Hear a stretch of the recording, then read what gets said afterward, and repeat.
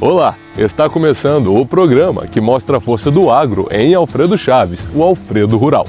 Fique com a gente e acompanhe as novidades deste episódio. E neste episódio convido você a conhecer a história da família Fassarella, que produz caqui a quase 1000 metros de altitude, e também o rei da batata baroa, o produtor rural Elcio Denadai, que recentemente lançou um manual sobre o cultivo do tubérculo. Acompanhe nossas reportagens e seja bem-vindo ao Alfredo Rural.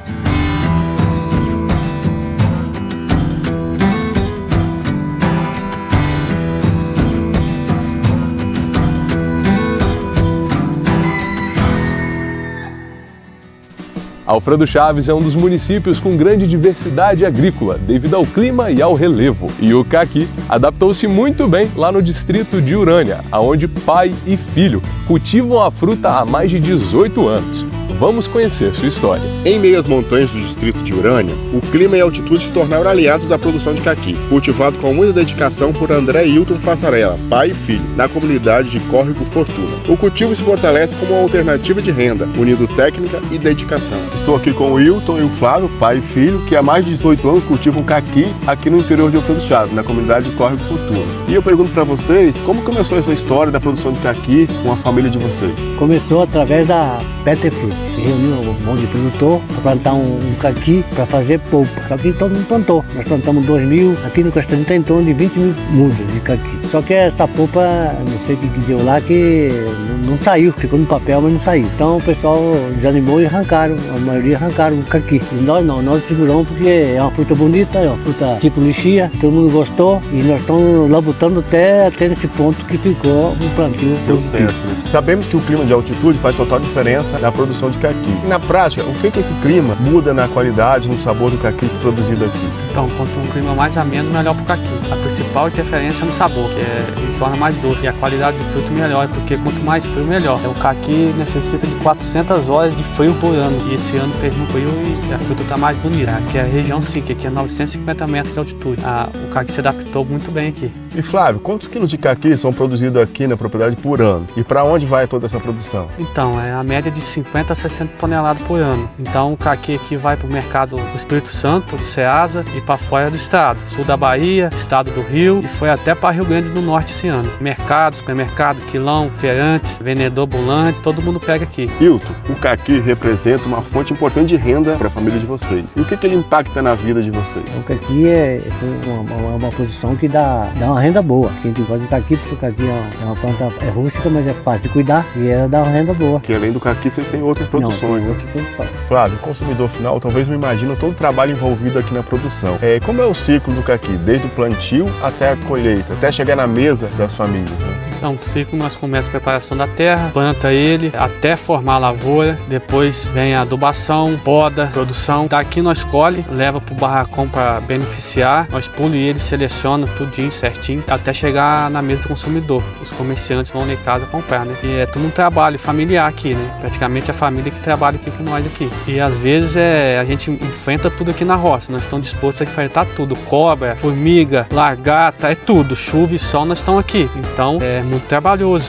não é fácil não, manter a qualidade que o cliente espera. E olhando para os próximos anos, qual a expectativa de produção? Dá para sonhar em expandir a produção de caqui aqui? Então, através do manejo, nós estamos já programando já para fazer um plantio em outra propriedade, né, que é praticamente quase outro clima, e fazer um manejo para poder adiantar e atrasar uma parte da lavoura para poder colher mais tempo, né? Pelo menos colher mais um mês para frente. Deve ter muita gente que está assistindo interessada em vir aqui conhecer a produção de caqui e comprar diretamente com vocês. Como é que a pessoa tem que fazer? Tem que agendar? Então, as pessoas entram em contato conosco aí e agenda que a propriedade está de portas abertas para receber o pessoal. Pode vir aqui na propriedade, tirar foto, colher, comer o caqui, colher direto do pé, e o pessoal, quando vem aqui, gosta, porque tem gente que nem conhece como que é o pé de caqui. Essa fruta cheia de sabor e história na família Fassarella Além da renda, o que ela representa para você? Então, representa o sonho, porque através do caqui nós conseguimos comprar nossos bens,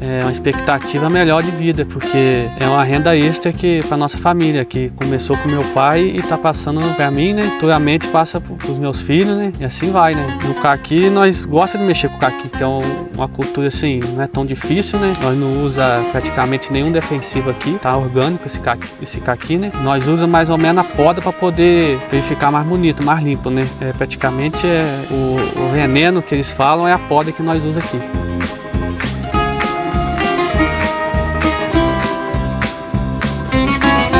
Você sabia que Alfredo Chaves, além de ter o rei do inhame, também tem o rei da batata baroa? Sim, ele existe em São Francisco de Urânia, onde há mais de 30 anos cultiva batata baroa. E hoje você vai conhecer a história do produtor Elcio Denadai, que está divulgando sua técnica de produção. O Elcio Denadai, desde criança, trabalha na roça e aprendeu desde cedo a produzir para garantir a renda da família. Há mais de 30 anos cultivando batata baroa, se intitula como rei e quer que sua técnica seja conhecida por outros produtores. Estou aqui com o Elcio Denadai, produtor rural de São Bento de Urânia, que recentemente lançou um manual que ensina toda a técnica para o cultivo da batata baroa. E ele hoje vai explicar pra gente como que é a produção, como é a história dele, da família dele, desse tubérculo, né? Elcio, o senhor desde novo trabalha com lavoura, né? Desde muito cedo. E com quantos anos conheceu, de fato, a batata baroa? Quando resolveu investir nessa produção? Eu comecei seguindo meu pai, né? Com 5 anos de idade, eu lembro da primeira plantação de batata baroa que ele plantou, né? O tempo foi passando, só que com 12 anos de idade que eu tinha, meu pai faleceu e eu continuei tocando a lavoura, né? Com 12 anos, iniciando a tocar sozinho a lavoura, né?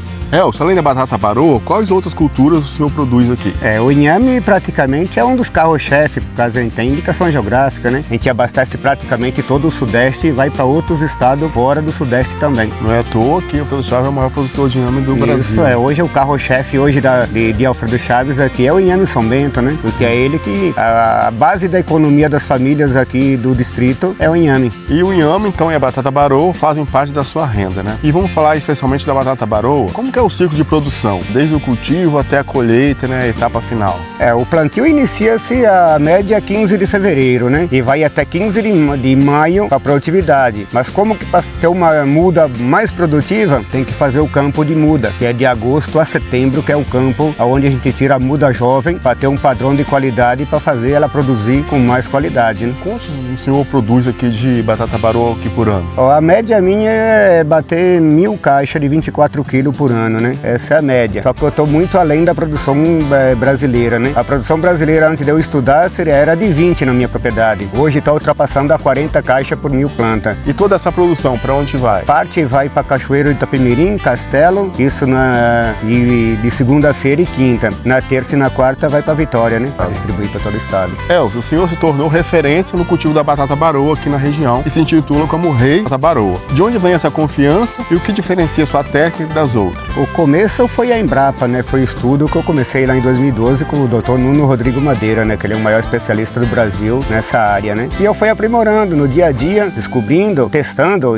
irrigação, testando adubação, tudo em cima da análise, mas fazendo a curiosidade para ver aonde que a planta pode chegar, né? Então a gente foi desenvolvendo as técnicas no dia a dia e hoje a gente virou referência do estado do Espírito Santo por causa dessas curiosidades de colocar em prática no dia a dia o cultivo dela. Elcio, esse seu conhecimento acumulado por décadas fez lançar esse manual, né, que ensina outros produtores a cultivar a batata baroa corretamente. E como surgiu essa ideia de lançar esse manual? É porque muitos produtores têm experiência em plantar, mas muita gente quer iniciar o plantio. E como vai iniciar o plantio se não tem conhecimento? Então o conhecimento é a base do sucesso, é o conhecimento. Então fez eu, nesses 12 anos de pesquisa, a passar para o papel, para que todos possam ter essa tecnologia e chegar com produtos de qualidade no mercado. E não adianta você produzir um produto e chegar no mercado e não ter como vender lá na glândula que não tem qualidade, né? Então o manual técnico é para que o produto venha com qualidade no mercado no final. Então você garante que quem seguir passo a passo esse manual vai produzir bem e com qualidade, né? Quem seguir esse manual vai produzir a mesma coisa se fosse eu produzindo, mas tem que seguir o passo a passo do jeito que está escrito ali, porque a técnica ela não muda, você pode aprimorar ela, agora mudar ela jamais vai ser mudada.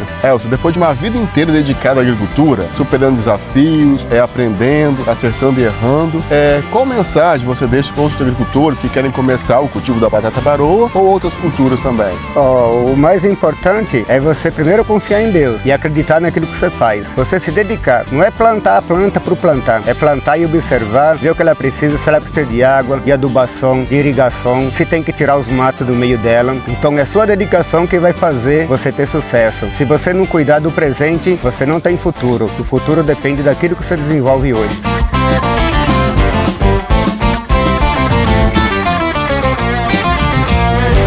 Atenção, produtores rurais. A partir de janeiro de 2026, somente é possível emitir a nota fiscal de produtor rural no aplicativo Nota Fiscal Fácil. Então, para maiores informações, procure o Núcleo de Atendimento ao Contribuinte NAC no prédio administrativo da Prefeitura e não deixe de emitir sua nota fiscal fácil. Bem, o Alfredo Rural fica por aqui. Esperamos que você tenha gostado e já estamos produzindo mais um episódio.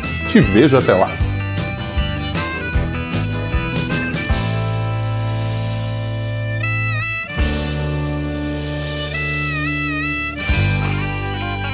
Prefeitura Municipal de Alfredo Chaves.